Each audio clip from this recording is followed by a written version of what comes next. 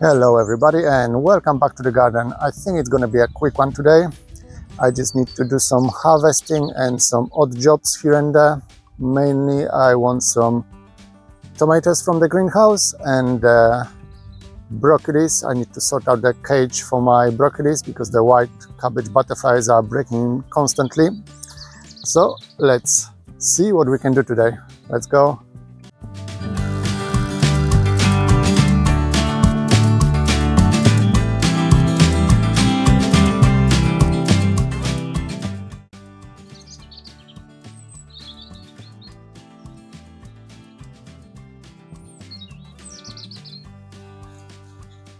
As you can see, they are all inside the netting. I told you they are like Houdinis, cabbage white butterflies.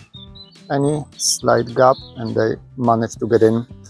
So today I'm gonna take off this netting, harvest all the leftover broccolis and try to wrap around that few plants. Those are purple sprouting broccolis. I don't think they are ready yet.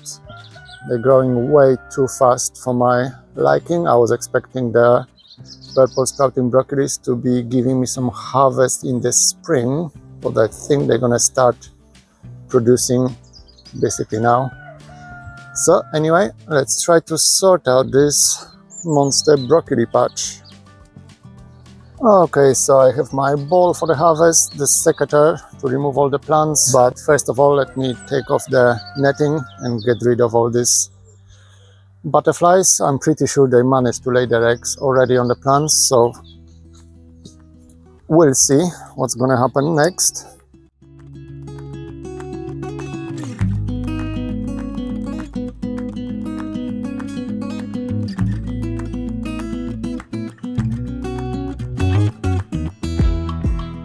The first few plants, this half of the bed is normal broccoli, so that's what I'm going to be harvesting, and I'll remove the plant altogether. I don't need them anymore. They're not giving me that much anymore.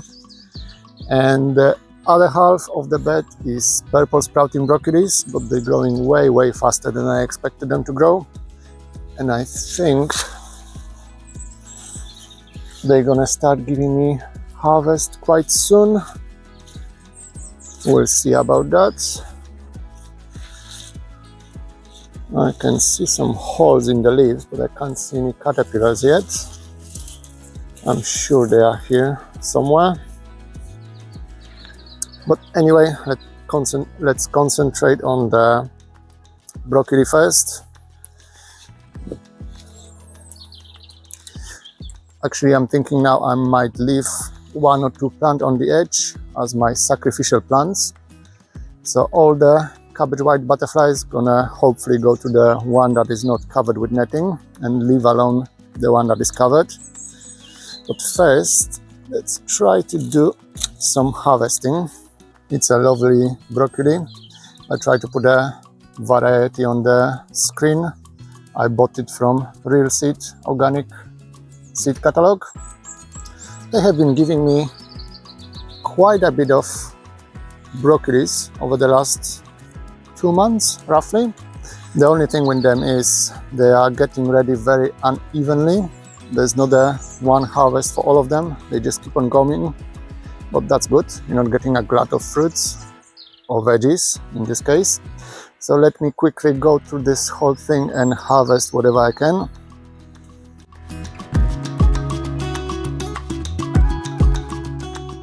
Also, after cutting the main head of the broccoli, I'm getting loads and loads of small shoots. They are perfectly edible as well and tasty. So they're all gonna go as well.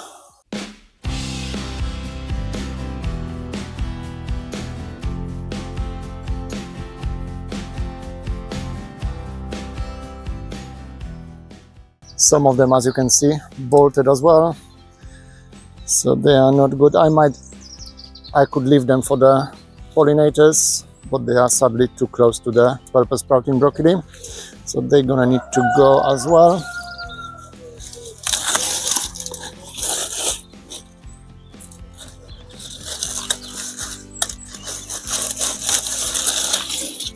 I will remove the whole plant and this all can go on the compost. I could give it to my chickens, but they have way too many brassicas already. They don't want to eat it anymore.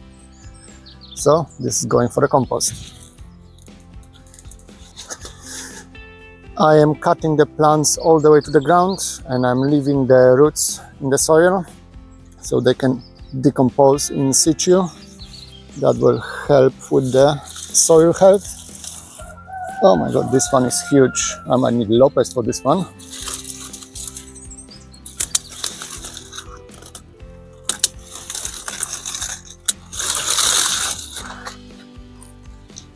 This is only side shoots of one of the plants.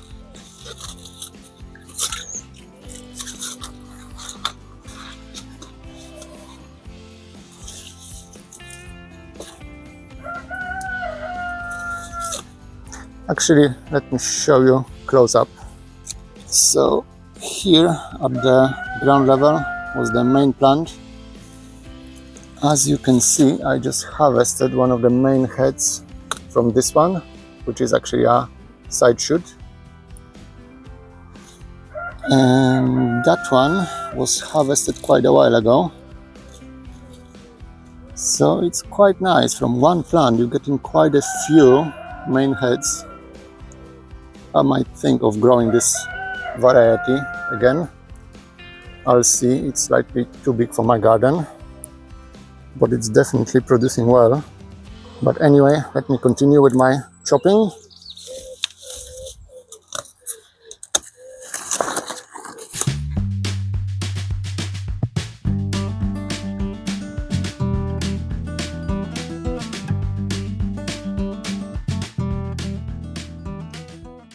That's one of the side shoots of that plant I was just showing you. And there's a perfect main head of broccoli on top of it. So that's harvesting.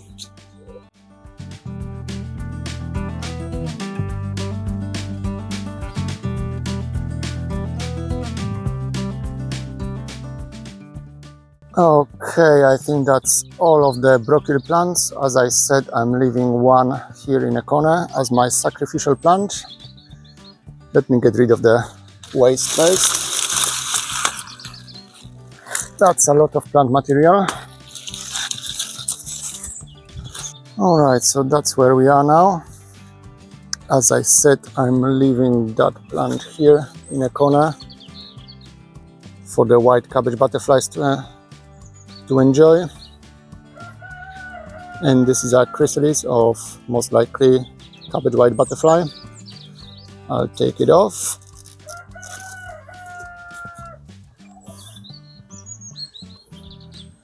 Well, I'll take it off in a second when I have both hands to work with. But those are my purple sprouting broccoli plants. They've been very, very crowded in those nets. So somehow I need to sort out the netting of them. I'm not quite sure how yet. I think I'm just gonna wrap it around with the nets from the bottom to the top. We'll see how it goes. But first, I think I'll remove the bottom leaves. They don't need them. And it's gonna give me a little bit more space. So let me do that now.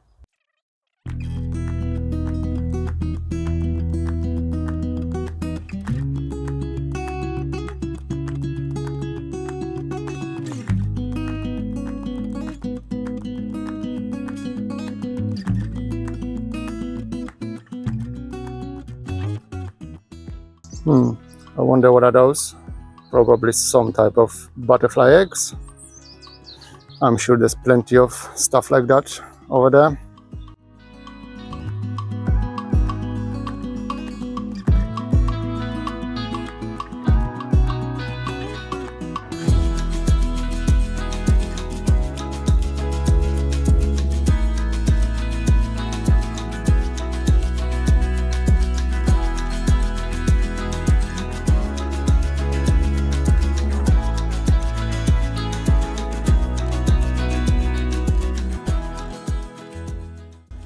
Okay, that definitely looks much better and more plant matter for my compost. As I said in one of the previous videos, the compost pile is growing each day this time of the year.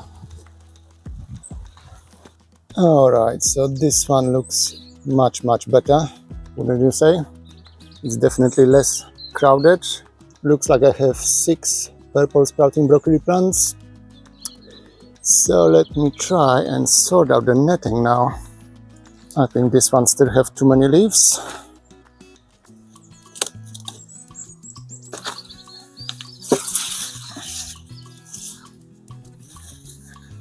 Alright, so this is the original net. What I'm thinking of doing is just to wrap it around in a couple of circles, and we'll see what that can give me.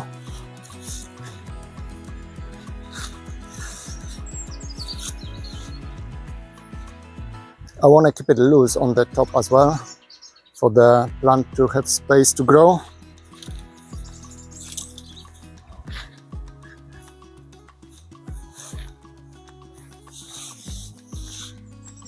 I think I might need some washing packs to do that. Hold on a sec. Okay, so I'm back with my washing packs. I'm gonna use them to hold the nets together.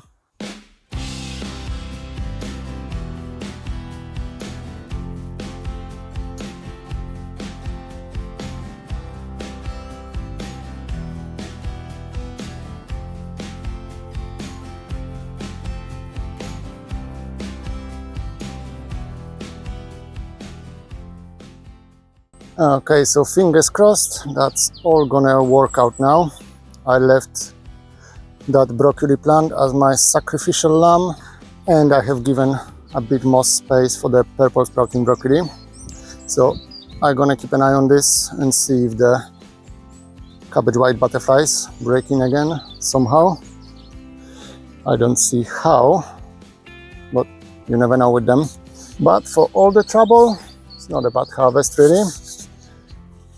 I've been eating broccoli for quite a while now, so this lot gonna get chopped and frozen. I'm not gonna even blanch it, just chop it, put it in a freezer bag and straight into a freezer for winter supply. But now, let's have a look in the greenhouse at the tomatoes. Before we go inside, let's have a quick sneak peek from outside of the greenhouse. My beef tomatoes look lovely. Here on the top of the plant, they're still green, but they're just starting to turn red, so it won't be long. But anyway, let's go inside and we'll see how much we're gonna get. I think it has been a very strange year for growing this year. I don't know, it might be the weather, it might be me. This is my red cherry tomato, which is usually the most prolific one of my tomatoes.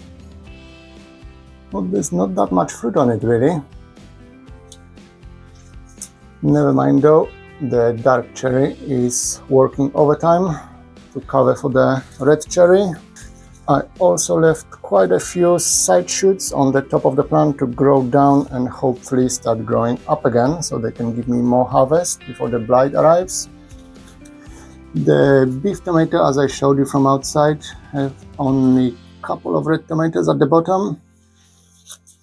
But the one on top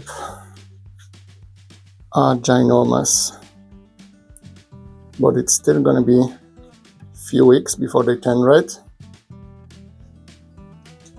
Okay, so let me quickly go through all the ripe tomatoes.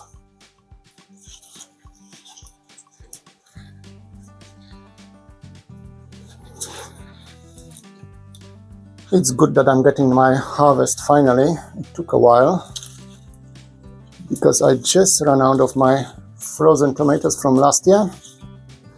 So this is a needed crop.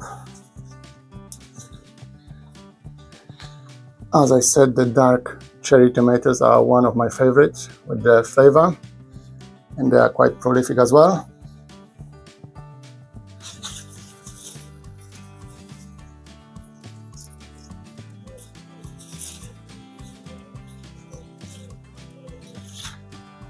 And most of the time they come off the plant without a stalk or anything, ready to eat straight away.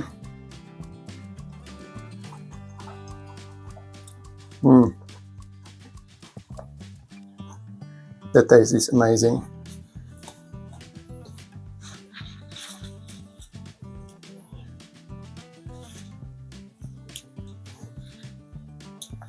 I'm not cutting off the whole trusses. There are still some tomatoes on each truss that are not fully ripe, so there's no point cutting off the whole truss. I can give them some time to ripen fully. So let me continue with this beautiful harvest and I'll show you how much I got at the end.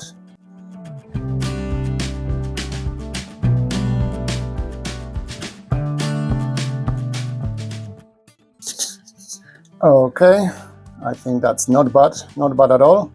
Hope that the camera is picking it nice. I got plenty of my lovely dark cherry tomatoes. They are my favorite, really. Couple of the Italian variety. I think that's going to be the last year I'm growing them. I was expecting much bigger fruits. They're still very tasty and good for sauce making, but way too small for me to waste space for them. And my beef tomatoes started, first few. There's plenty and plenty more to come. As I showed you, the top of the plants are still covered with green fruits. So that's all good for the moment. There is still plenty of harvest to come in the greenhouse. The sweet peppers are doing me proud this year. I am not sure about the corn though, but in between the corn, I don't know if you can see, there it is. One of the pumpkins from the outside decided to grow inside. So the fruit is swelling nicely, supported by the corn stalks. And of course, I can't take you to the greenhouse and not show you my grapes. They are definitely getting there. Some of them are changing the color already. When they are ripe, they are this lovely pinkish color. So with the extra heat in the greenhouse, it won't be long before the whole cluster turn pink. And here, hidden in between my spent potato plants, another lovely pumpkin growing.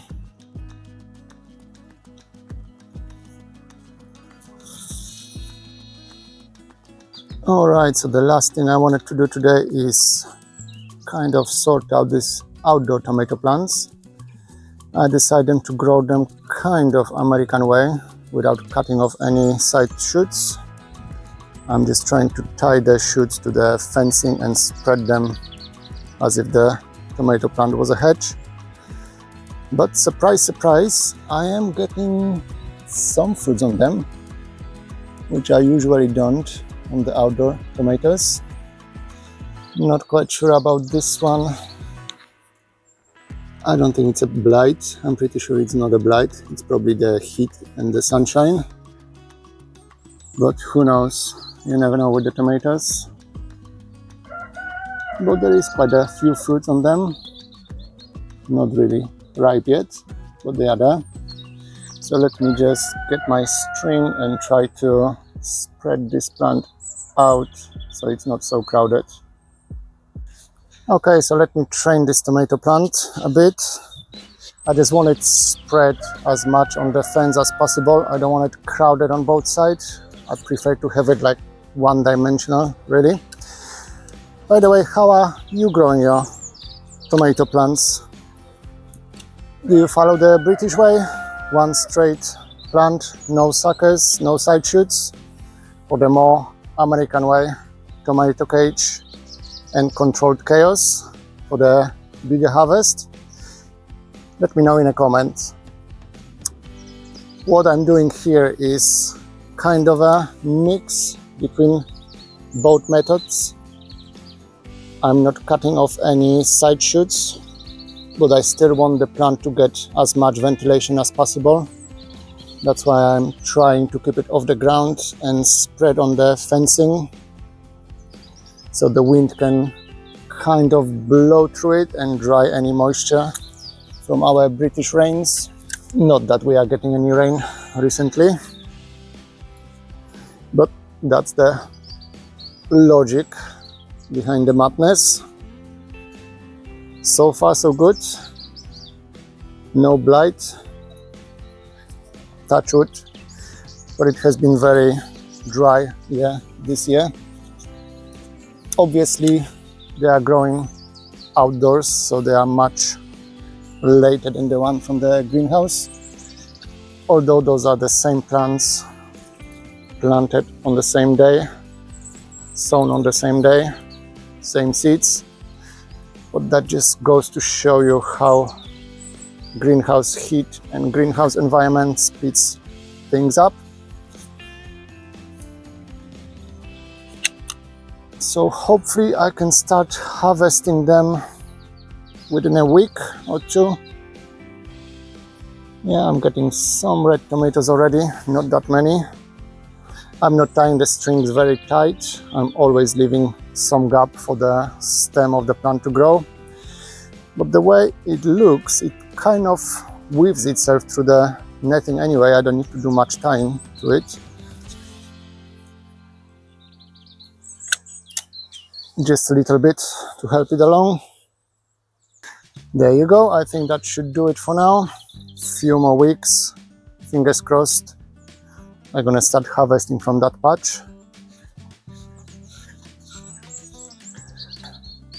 So I think that's not bad at all for a few minutes of work. The most important was sorting out those broccoli monsters. They were bothering me for weeks and weeks. I should have done something about it much earlier than that. And of course the tomatoes, as I said before, I just ran out this week. My last year tomatoes just finished, they were all frozen. I'm not processing the tomatoes, I'm just freezing them whole in the freezer, no faff at all. Just quick rinse, put them in the freezer bag and chuck it in the freezer. They last forever like that. Well, not forever if you eat them quite often, but still, that's the easiest way to preserve your tomatoes. Same with the broccoli, they're gonna get chopped and frozen as well, no blanching necessary. Just straight in a freezer bag and freezing. So yeah, I think that's all I have today. Thank you very much for joining me, and I'll see you back in the garden very soon. Bye.